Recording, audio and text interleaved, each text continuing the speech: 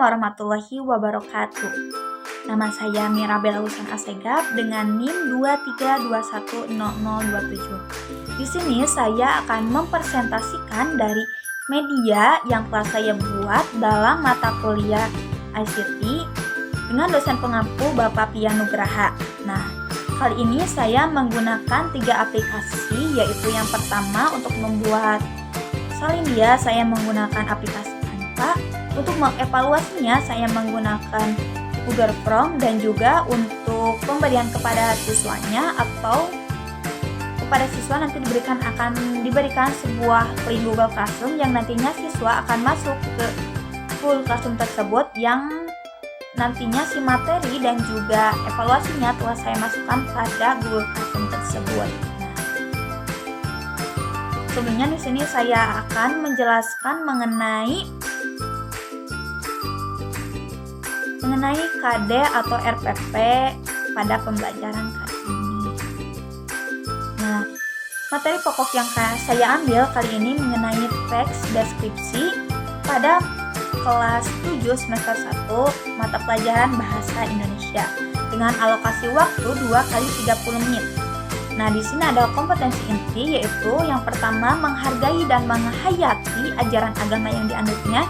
Yang kedua yaitu menghargai dan menghayati perilaku jujur, disiplin, santun, percaya diri, peduli, dan bertanggung jawab dalam berinteraksi secara efektif sesuai dengan perkembangan anak di lingkungannya, baik di lingkungan keluarga, sekolah, masyarakat, dan juga lingkungan alam sekitarnya, dalam berbangsa, negara, dan juga kawasan regional.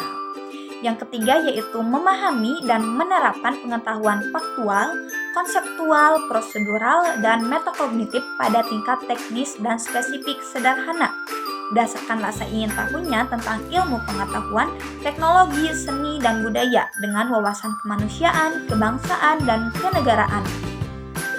Yang terakhir yaitu menunjukkan keterampilan menaral, mengolah, dan mengaji secara kreatif, produktif, kritis, mandiri, kolaboratif di sekolah dan juga kreatif baik di sekolah dan juga sumber lain ataupun sumber yang sama dalam sudut pandang teori. Nah, di sini ada juga kompetisi dasar dan juga indikator pencapaian kompetisi. Nah, KD yang saya ambil yaitu satu pasang KD 3.1 dengan KD mengidentifikasi informasi dalam teks deskripsi tentang objek, sekolah, tempat wisata, tempat bersejarah, dan atau suasana pentas seni daerah yang didengar dan dibaca. Nah, untuk indikator pencapaian kompetensi atau IPK-nya yang pertama yaitu 3.1.1 menentukan ciri objek teks deskripsi yang dibaca atau didengar. Ada 3.1.2 menentukan tujuan teks deskripsi yang dibaca atau didengar. Ada 3.1.3 menentukan isi teks deskripsi yang dibaca dan didengar. Dan yang terakhir 3.1.4 menentukan jenis teks deskripsi pada teks yang dibaca atau didengar. Nah, baik, langsung saja kita masuk ke materi, yaitu materi mengenai teks deskripsi pada anak kelas 7 SMP. Nah, teks deskripsi. Nah, pasti masih bingung kan apa itu sih teks deskripsi? Nah, berdasarkan KBBI, kata deskripsi memiliki kata lain deskriptif yang artinya pemaparan atau penggambaran kata-kata secara jelas dan terperinci. Jadi, yang dimaksud dengan teks deskripsi adalah pemaparan secara jelas mengenai suatu hal. Nah, di sini juga ada tujuan dari teks deskripsi yang ada beberapa tujuan. Nah, menurut Utoro Dewo tahun 2007, tujuan teks deskripsi adalah menggambarkan bentuk objek pengamatan, sifatnya, rasanya, atau coraknya dengan mengandalkan panca indera dalam proses penguraiannya. Nah, ada beberapa tujuan, yaitu yang pertama, berdasarkan tujuan teks deskripsi tersebut bertujuan untuk menggambarkan atau melukiskan sesuatu secara rinci dan jelas, mungkin mengenai suatu objek, suasana, ataupun yang lainnya, sehingga si pembaca bisa membayangkan mengenai objek yang kita deskripsikan. Nah, yang kedua yaitu berdasarkan objek yang dideskripsikannya. Objek yang dibahas pada teks deskripsi bersifat khusus, dengan kata lain disebut personal atau individual. Nah, yang terakhir yaitu berdasarkan isi teks deskripsi. isi teks deskripsi harus menggambarkan secara rinci, jelas, dan lengkap objek yang dijelaskan. Jadi, dalam mendeskripsikan, kita harus bisa menggambarkan secara rinci dan juga jelas dan juga lengkap objek yang kita jelaskan. Nah, di sini ada struktur teks deskripsi. Yang pertama ada judul. Dimulai dari judul yang bertujuan untuk menggambarkan isi teks. Dengan adanya judul, kita bisa dengan mudah menggambarkan si isi teks tersebut. Yang kedua ada kalimat topik. Kemudian ada kalimat topik yang berisi kalimat pembuka mengenai hal yang akan dijelaskan, yaitu seperti kalimat awal dari apa sih yang kita jelaskan. Nah, yang ketiga ada deskripsi. Nah, ini sebagai intinya ya. Selanjutnya yaitu deskripsi. Bedanya dengan kalimat topik, deskripsi ini berisi beberapa kalimat yang menjelaskan lebih detail bagaimana hal yang ingin dideskripsikan. Biasanya dari wujudnya, baunya, rasanya, suasana, dan lain sebagainya. Jadi bedanya dengan kalimat topik, dalam deskripsi lebih detail atau lebih mendalam. Nah, yang terakhir ada kesimpulan. Struktur teks yang terakhir adalah kesimpulan yang merupakan bagian penutup teks. Biasanya berisi pendapat atau pesan dari si pembaca atau penulis yang kita tuangkan dalam teks deskripsi tersebut.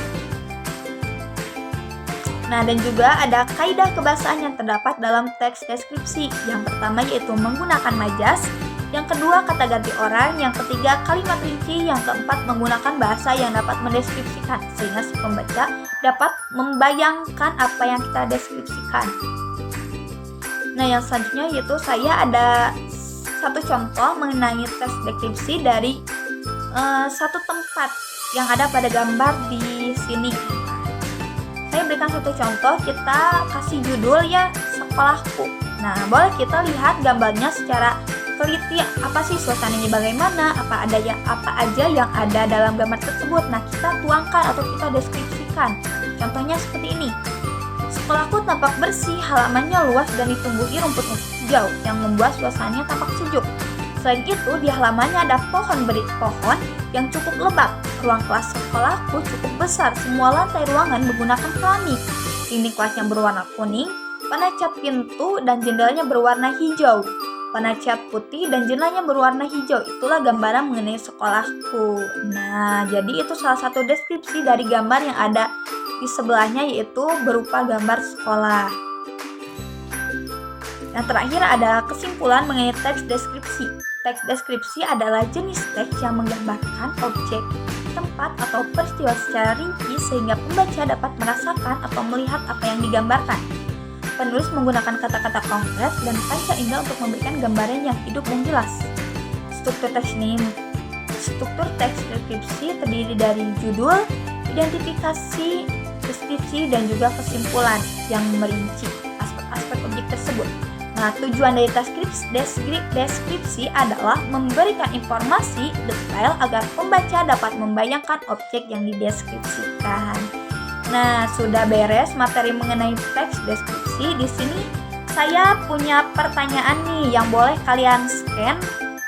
Ada barcode nih. Di sini ada barcode-nya, bisa di-scan atau mungkin kalian kesusahan untuk men-scan. Saya telah menyediakan link.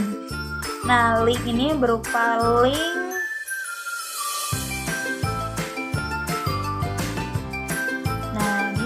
saya untuk evaluasinya atau soalnya saya menggunakan Google Form. Nah, di sini sudah terlihat ya soal-soal untuk teks deskripsi kelas 7. Ada 5 soal dengan bentuk esai dan juga PG. Nah, yang pertama, apa tujuan utama dari teks deskripsi? Apakah A, B, C, atau D? Contohnya C, menggambarkan suatu dengan rinci. Nomor 2 yaitu pemandangan pegunungan sangat indah dengan udara yang sejuk dan pepohonan yang hijau. Apa yang digambarkan dalam kalimat tersebut? Nah, apakah A, B, C, atau D? Contohnya B, pemandangan indah di pegunungan. Nomor 3, manakah dari berikut ini yang merupakan contoh teks deskripsi? Apakah A, cara membuat kue, B, cerita liburan ke Bali, C, keindahan taman bunga, atau D, opini tentang film? Contohnya jawabannya C. Nah, nomor 4 ini kita disuruh untuk mendeskripsikan tentang hewan peliharaan yang kau miliki atau yang ingin kau miliki. Nah, di sini kita jawab apa sih hewan yang kita miliki, deskripsikan oleh kita. Nah, dan soal yang terakhir di sini ada foto sebuah pemandangan dengan banyak sekali, ada gunung, ada pepohonan dan juga ada jalanan. Nah, kita disuruh untuk mendeskripsikan dari gambar yang kita lihat pada gambar di sini. Nah, ketika sudah, kita tinggal klik kirim. Nah, setelah dikirim, maka jawabannya sudah terlihat. Bagaimana sih cara kita untuk melihat isi jawaban dari yang telah diisi oleh anak-anak? Nah, boleh di sini ada tanda panah.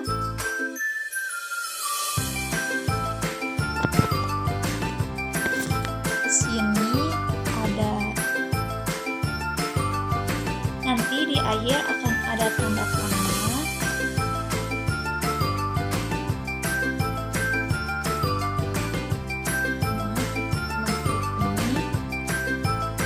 Edit.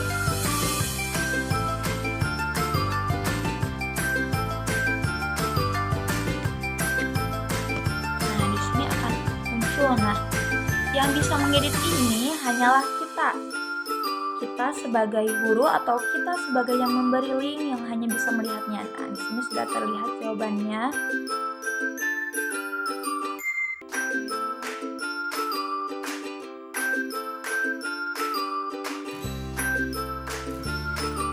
Nah, jawaban-jawaban dari anak atau peserta didik yang telah kita berikan soal, nah di sini akan terlihat jawaban-jawabannya, mana yang benar, mana yang salah. Nah, kita bisa melihatnya dari sini.